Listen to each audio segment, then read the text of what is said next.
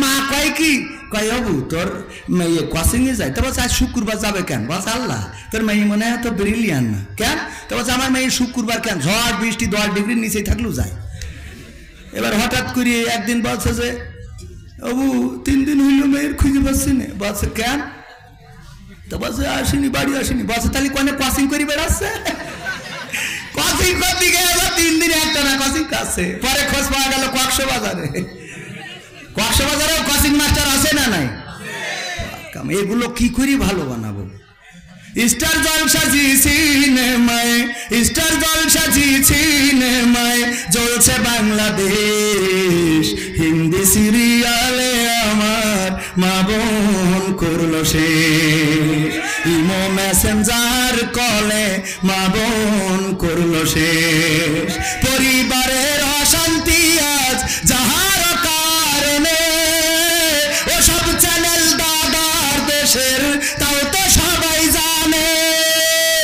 পরিবারের অশান্তি আজ যাহার কারণে, ওসব চ্যানেল দাদার দেশের তাও তো সবাই জানে। বন্ধ করলেও সব চ্যানেল, বন্ধ করলেও সব চ্যানেল খেপবে দাদা বেশ। হিন্দি সিরিয়ালে আমার মা বোন করলো শেষ। স্বামী স্ত্রী নাই কোনো মিল, সিরিয়ালের অবদান। কত নারী যাচ্ছে ছেড়ে স্বামী ও সন্তান। স্বামী স্ত্রী নাই কোনো মিল, সিরিয়ালের অবদান।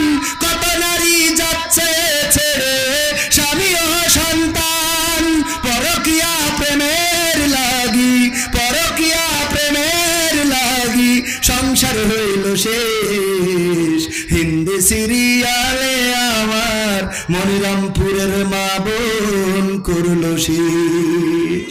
নামাজ পড়ার পায় না সময় সিরিয়ালের লাগি, স্টার জলসা জি সিনেমা দেখে সারা রাত্রি জাগি। কেউ বা আবার হিন্দু আমির, কেউ বা আবার হিন্দু আমির ধরে নানান বেশ। হিন্দি সিরিয়ালে আমার মা বোন করলো কি? কথা সত্য না মিথ্যা? পর্দা করে না, আবার অনেকেই পর্দা করে নাম মাত্র। এমন এমন বুরকা পরে গো, ওই দেখে আবার ঝামেলা আছে না নাই? তার মানে তার কি পর্দা করার ইচ্ছা না? পর্দা করার ইচ্ছা না। ও বলে হ্যাঁ ওই যে দোকান হয়েছে। হ্যালো হ্যাঁ বল্টু, হ্যাঁ তুমি কখন আসবা? হ্যাঁ একদিন সিনাক্সে যাবো। হ্যাঁ আমার স্বামী টাকা পাঠিয়েছে। ওর স্বামী টাকা পাঠিয়ে সিনাক্সে যাবো আরেকজনের সাথে। এই কথা সত্য না মিথ্যা? স্বামীর কথা ভাল লাগে না।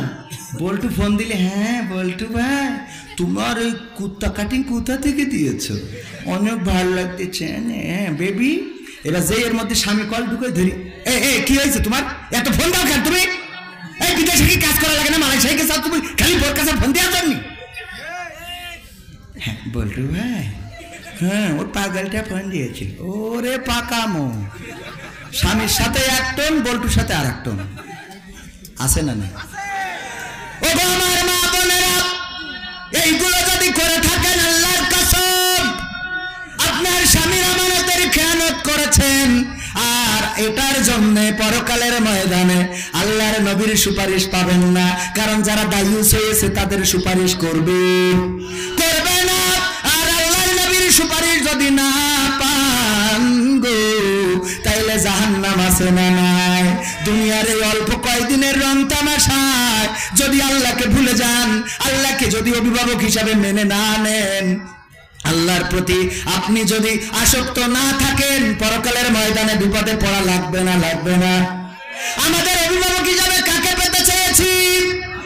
আল্লাহকে। কেন চেয়েছি আরেকটা বললে আপনি বুঝতে পারবেন। এক মাঠে গরু ঘাস খাচ্ছে, হঠাৎ করে একটা বাঘ বেরোয় গরুরে করেছে তাড়া। গরু দেখিস যে এই বাঘের সাথে তো দৌড়ে পারবো না, পাশে ছিল একটা কাদা নরম জায়গা, নরম ক্ষেত, ঝাঁপ দিয়েছে সেই ক্ষেতের মধ্যে।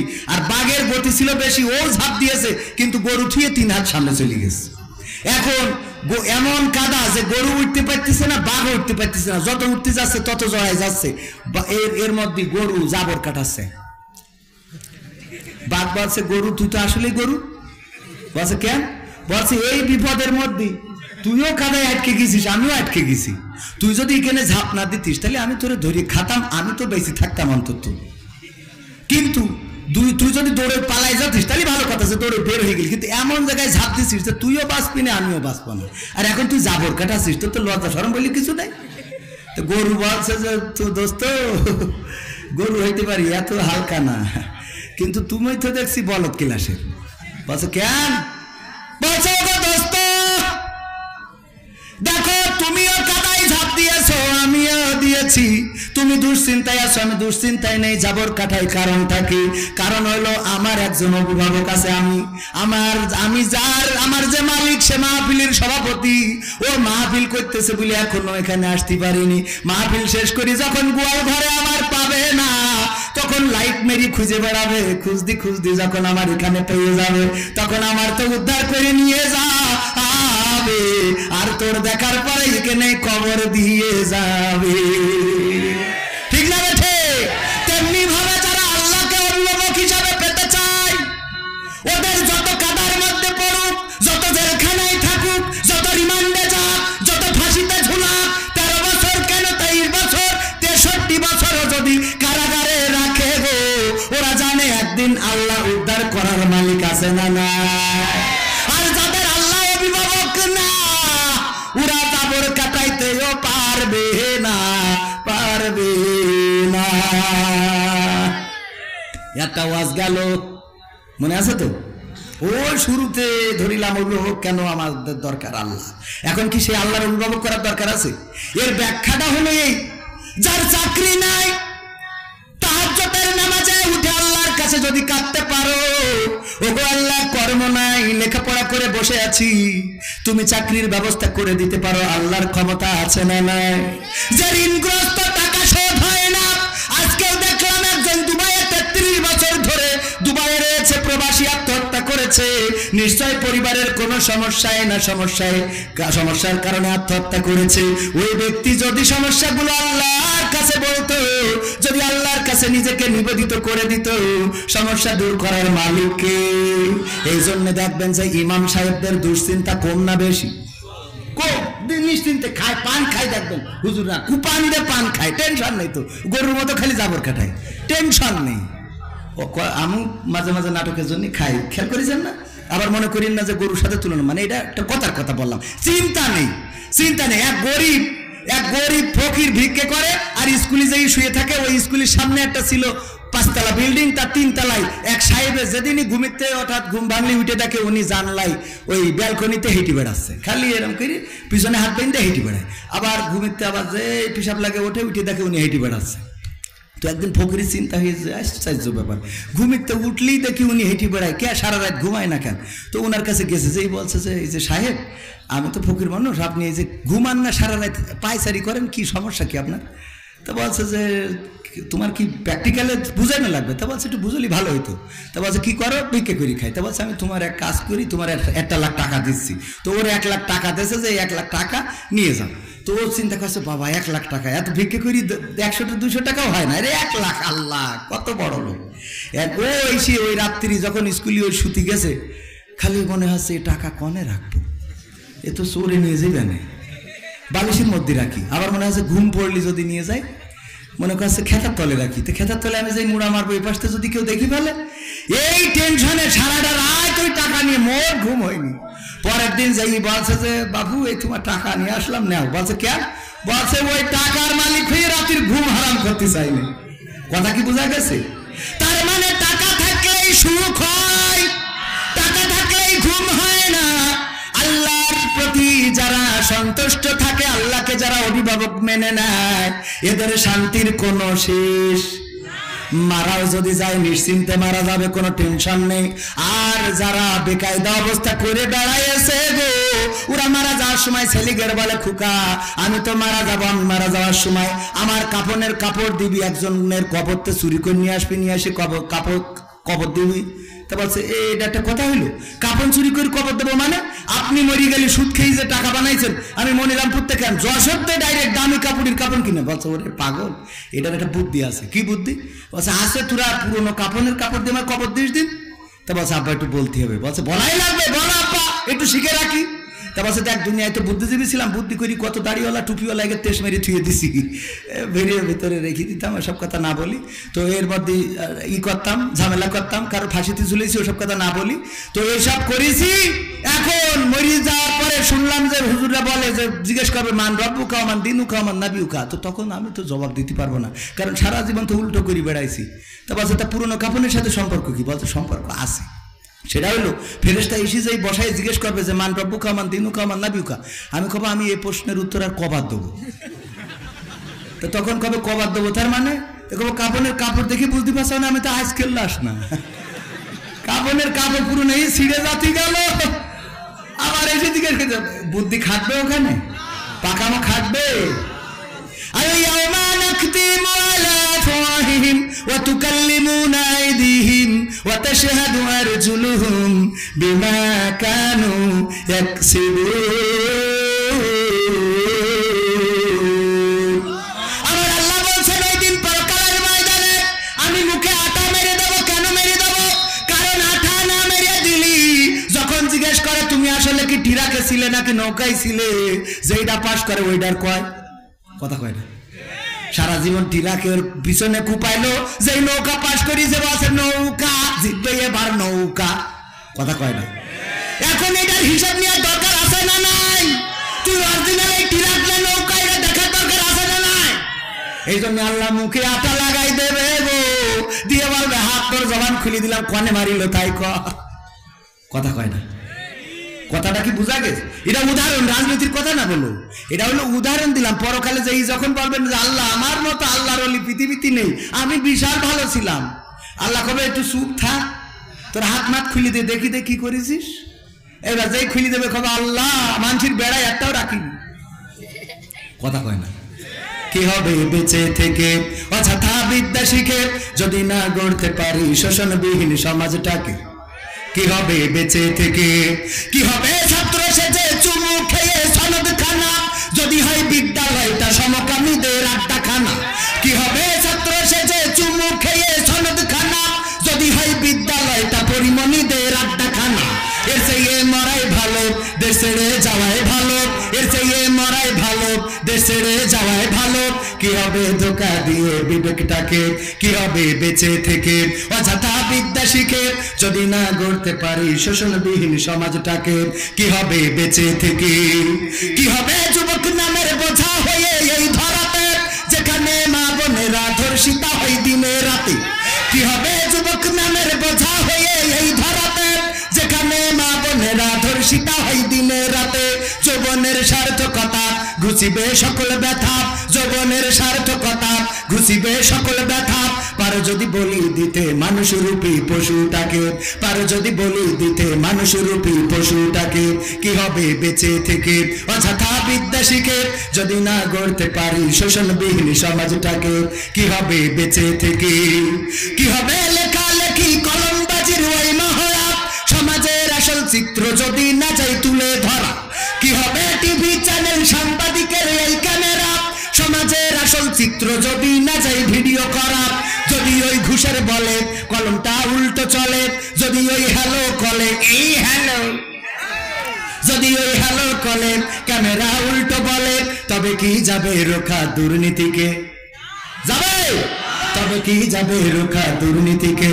কি হবে বেঁচে থেকে অযথা বিদ্যা শিখে যদি না গড়তে পারি শোষণবিহীন সমাজটাকে? কি হবে বেঁচে থেকে? কি হবে নামাজ রোজা ইমানদারির ভয় করে কোরআনের কর্মীগুলো থাকে যদি কারাগারে? কি হবে নামাজ রোজা ইমানদারির ভয় করে কোরআনের কর্মীগুলো থাকে যদি কারাগারে? মসজিদের কোণে বসে জিকির যত করো খুশি, মসজিদের কোণে বসে তাসবিহ যত টানো ঠেসে, এভাবে যায় না পাওয়া আল্লাহকে? যাবে? এভাবে যায় না পাওয়া আল্লাহকে। কি হবে বেঁচে থেকে অযথা বিদ্যা শিখে যদি না গড়তে পারি শোষণবিহীন সমাজটাকে? কি হবে বেঁচে থেকে? কি হবে আলেম হয়ে ইমাম সেজে মসজিদেতে পারে যদি সত্য কথা উচ্চ স্বরে না বলিতে? আছে না নাই? অনেক আলেম আছে হক কথাগুলো সত্য কথাগুলো চাপা দিয়ে রাখে, বলে না। আবার অনেক আলেম আছে সত্য কথা বলতে গেলে তার ইমামতিও থাকে। এমন কমিটি আছে না নাই? হুজুর ওয়াজ শোনাবেন, আজকে আপনি আলোচনা করবেন ইব্রাহিম আলাইহিস সালাতু ওয়াস সালামের জীবন নিয়ে। তার জীবনের কথাগুলো শুনতে চায়। ইসমাইল আলাইহিস সালাতু ওয়াস সালামকে পাইলো 80 বছর বয়সে। ঘটনাটা ভুলে গেছি, একটু মনে করে দেবেন হুজুর। সভাপতি বলেছে হুজুর যখন ওয়াজ করেছে ইব্রাহিম আলাইহিস সালাতু ওয়াস সালামকে নিয়ে, বলেন নমরুদের কথা আসবে না? আসবে না? কথা কয় না। নামাজ শেষে সভাপতি ডাকছে, হুজুর এদিকে আসো। হুজুর এই চাই আলোচনা করতে বললাম কি আর করলেন কি? বলছে কার? বলছে আপনি। আমি আপনাকে বললাম হুজুর আলোচনা করবেন ইব্রাহিম আলাইহিস সালামের জীবন নিয়ে। বলছে আমি তো তাই করলাম। বলছে তাই করলেন আপনি? আপনি তো সারা জীবন দেখলাম আলোচনার মধ্যে খালি নমরুদের কথা কন, খালি। বলছে নমরুদের কথা কই, এটা তো বলতেই হবে, না বলে তো ইব্রাহিম আলাইহিস সালামের জীবন বলা যায় না। বলছে বলেন, তাতে অসুবিধা নেই। কিন্তু যখন নমরুদের কথা করছিলেন বারবার দেখছিলাম আমার দিকে তাকাচ্ছিলেন, মানে ঝামেলা তাকায় না। ঝামেলা কিসি? কারণ মনে দোষ আছে না নাই? মনে যার দোষ, ওই যে কাঁঠাল চোর ধরা মতো শালিশ ডেকেছে চেয়ারম্যান, বলছে কাঁঠালকে চুরি করেছো, আমি জানি চোর এর মধ্যে আছে, বিশ্বাস করো, যদি স্বীকার না করো তাইলে আমি কিন্তু প্রমাণ দিয়ে দেব। বলছে যে না এর মধ্যে নেই নেই নেই। আপনারা ঘটনা জানেন, হঠাৎ করে চেয়ারম্যান বলছে চোর যে, তার মাথায় তো কাঁঠালের আটা দেখাই যাচ্ছে। এখন কাঁঠাল যে মাথায় নিয়েছে ও মনে করছে সত্যি কি লেগে আস নাকি, বোঝেননি? এই জন্য নমরুদের আলোচনা করলে যদি তোমার গা জ্বলে, ফেরাউনের আলোচনা করলে যদি তোমার গা জ্বলে গো, তাহলে বুঝে নিতে হবে কাঁঠালের আটা তোমার মাথায় গো। ইব্রাহিমের কথা বলতে গেলে নমরুদের কথা আসবে, মুসার কথা বলতে গেলে ফেরাউনের কথা আসবে, আবু জাহেলের আল্লাহর নবীর কথা বলতে গেলে আবু জাহেলের কথা আসবে। আর যদি বর্তমান সময়ে দিনের দায়ীদের কথা বলতে গেলে, দিনের দায়ীদের কথা বলতে গেলে অনেকের কথা আসতে পারে না, পারে না। এরা কি ইচ্ছা করে বলা নাকি কোরআন হাদিসের সাথে মিলে যায় না, যায় না? আমি বললাম সংবিধানে রাষ্ট্র ধর্ম ইসলাম আছে বলে তোমার কেন জ্বলে রে বন্ধু, তোমার কেন জ্বলে? কথাটা লাগবে কার? কথা কয় না। কার গায়ে লাগবে? কয় নমরুদের। সেই দেরি কি পড়ালাম আমি? সেই দেরি পড়ালাম কি? বলছে বেহেশতে যাবি, কিটা কিটা হাত তোল। তা সবাই হাত তুলে, খালি ফজা হাত তুলিনি। বলছে ফজা তুই যাবি না? বলছে না আমার বাড়ি থেকে ছাগল খাওয়া যাইতে হবে। বলছে কেন? বলছে আমি যদি বাড়ি থেকে ছাগল না খাওয়া যাই, ছাগল যখন ভেবা করবে না ও মা বেহেশতে টেনে এনে কুকান তুলবে না আমার। বলছে তোর দে হবে না, তোর বেহেশতে আল্লাহ দেবেও না। তো এখন সেই ধরে বুঝলাম কি, বুঝলো কি ওরে ইসলাম মুছে দিতে চাইলো মুরাদ ভাই। কথা কি বুঝা গেছে? গেছে। সংবিধানে রাষ্ট্র ধর্ম ইসলাম আছে বলে তোমার কেন জ্বলে রে বন্ধু, তোমার কেন জ্বলে? শয়তানে জ্বলে কি আগুন তোমারই বগলে, তোমার কেন জ্বলে রে বন্ধু, তোমার কেন জ্বলে? ইসলাম হলো শান্তির ধর্ম, আছে সুবিচার, অন্য ধর্মের প্রতি কভু করে না অবিচার। মিলেমিশে থাকার কথা, মিলেমিশে থাকার কথা দিয়েছেন নবী বলে, তোমার কেন জলের টাকলা, তোমার কেন জলে? আছে নিষেধ ধর্ম নিয়ে করা বাড়াবাড়ি, না জানিলে কিতাব খুলে দেখো তাড়াতাড়ি, যার ধর্ম